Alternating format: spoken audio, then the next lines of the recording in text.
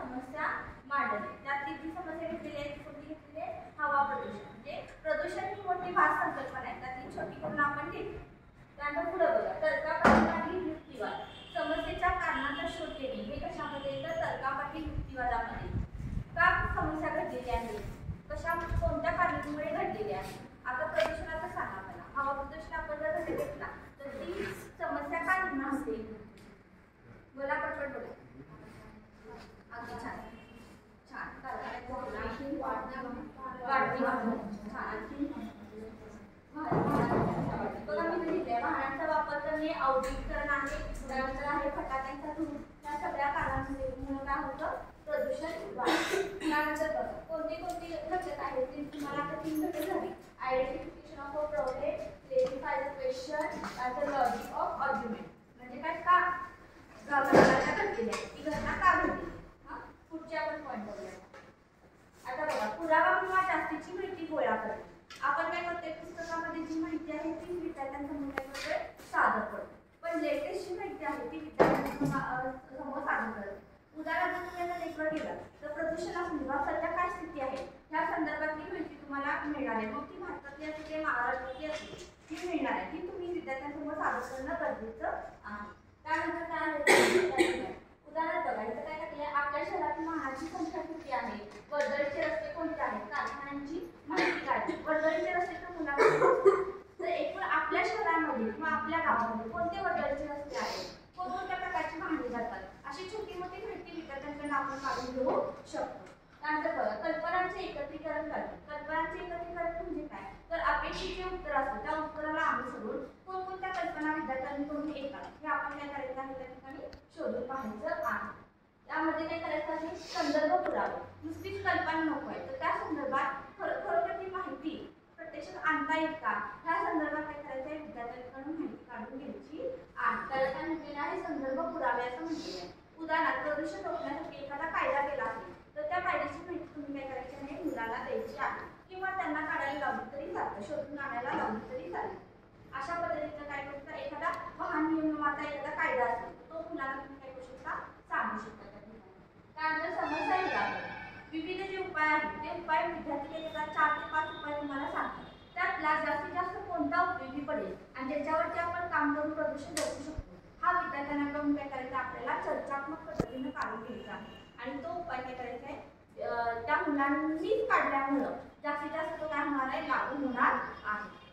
आलं लक्षात? कोणते कोणत्या पॉईंट्स आहेत किंवा कोणत्या कोणत्या पायऱ्या आहेत बघा. पहिल्यापासून बघा.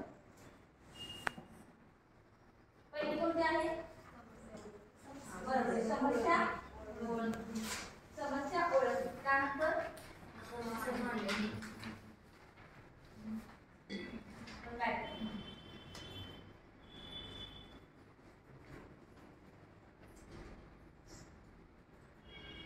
समस्या ओळखणे पहिली पायरी. दुसरी पायरी समस्या मांडणे. तिसरी पायरी तर्कापाठीमागील युक्तिवाद. त्यानंतर चौथी पायरी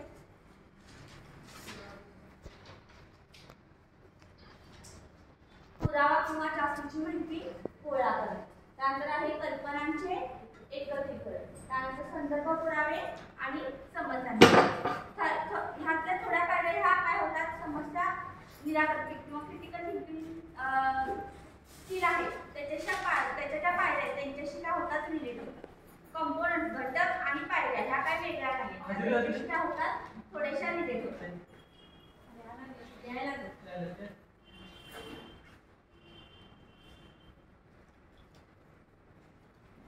आता चिकित्सक विचार प्रक्रियेचे बाधक घटक. बाधक घटक म्हणजे काय? जसं तुम्ही मायक्रोस्कोपिक स्क्रीनमध्ये बघितलेला आहे, फलक लेखन असेल तर त्या फलक लेखनामध्ये बाधक घटक कोणते कोणते असतात?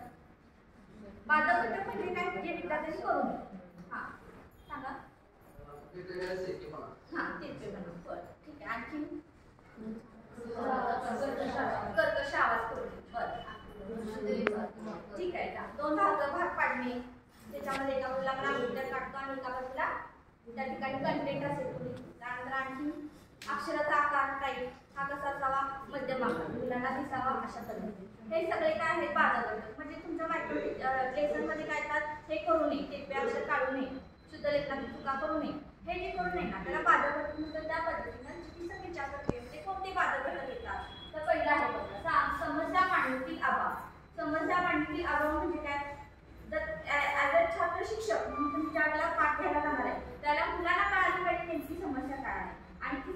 कशी घ्यायची नाही, वाचून घ्यायची नाही, समस्या छोटी घ्यायची.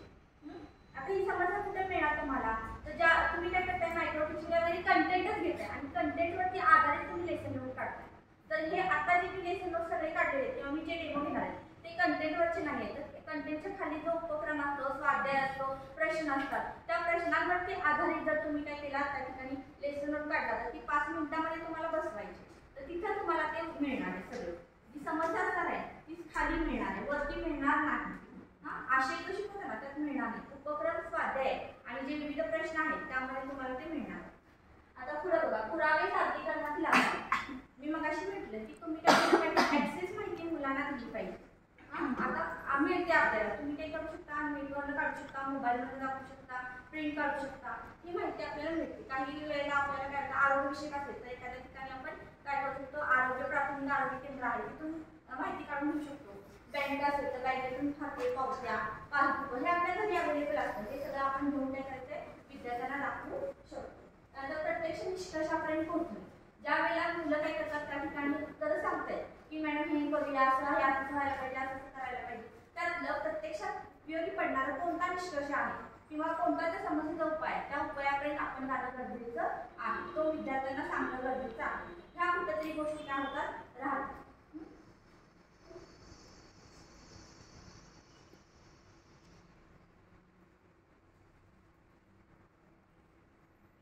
आता मी एक उदाहरण घेतलेलं आहे बघा. एकच स्थानी 5 असणाऱ्या संख्यांचा वर्गसंख्या गुणाकार न करता एकदम मांडणे. म्हणजे काय करायचं, आपल्याला चिकित्सकीच्या विद्यार्थ्यांमध्ये रुजवायचं. तर इथे एक संख्या घेतलेली आहे 15. 15चा वर्ग त्या केलेल्या 1च्या नंतर जी दुसरी संख्या येते कुठली, ते 1 नंतर 2. आणि त्याच्या पुढे 25 लिहिले. 5चा वर्ग किती येणार आहे, 25. तर उत्तर काय येणार आहे, 225. आता पुढचं पण असं केलंय 25चा वर्ग 2 नंतर कोणती संख्या येते, 3.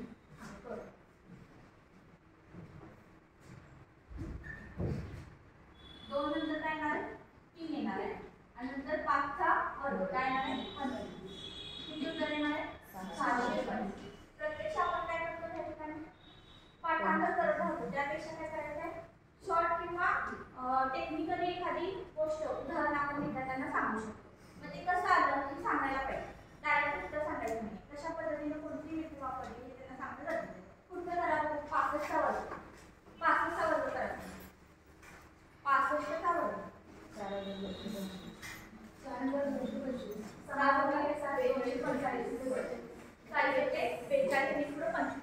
ठीक आहे, 85 करा.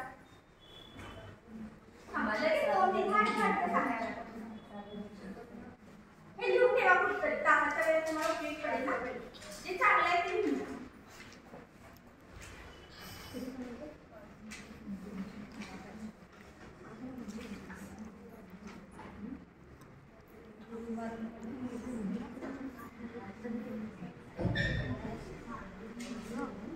मला यायचं व्हिडिओमध्ये यायचं आहे की तुम्हाला